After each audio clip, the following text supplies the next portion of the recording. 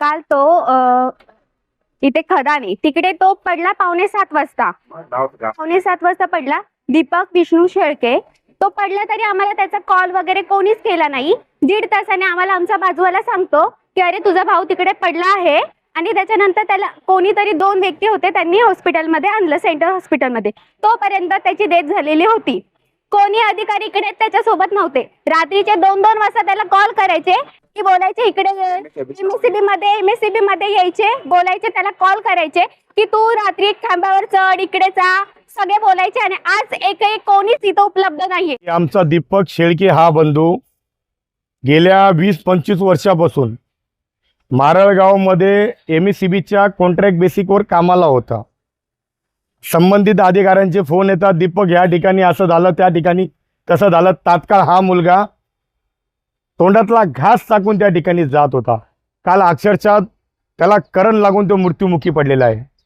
आणि त्या ठिकाणी आमची अशी सखोल माहिती आहे किंवा मागणी आहे की या ठिकाणी ज्या दीपकला संबंधित अधिकाऱ्याने फोन केला, पवार असतील, आणि ज्यांचं तो काम करायला गेला होता.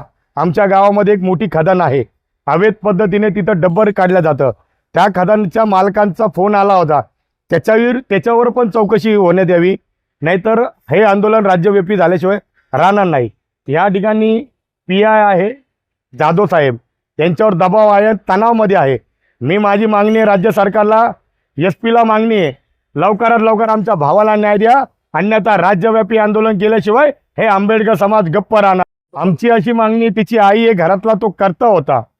MSCBच्या अधिकाऱ्यांनी त्याला पाठवलं होतं, त्यांच्याकडून 25 लाख, ज्यांचं तो काम करायला गेला होता त्यांच्याकडून 25 लाख, असे 50 लाख रुपये त्याच्या आईच्या खात्यामध्ये किंवा त्याच्या आईच्या हातामध्ये इथल्या संबंधित अधिकारी किंवा तो खदानमधला मालक आहे त्यांनी देण्यात.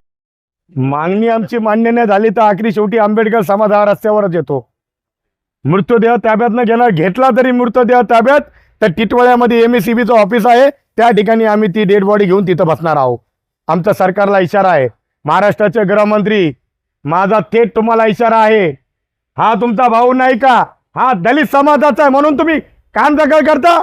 तुम्हाला थेट इशारा आहे, लवकरात लवकर संबंधित अधिकाऱ्यावर गुन्हे दाखल करा, अन्यथा आंबेडकर समाज रस्त्यावर उतरल्याशिवाय राहणार नाही.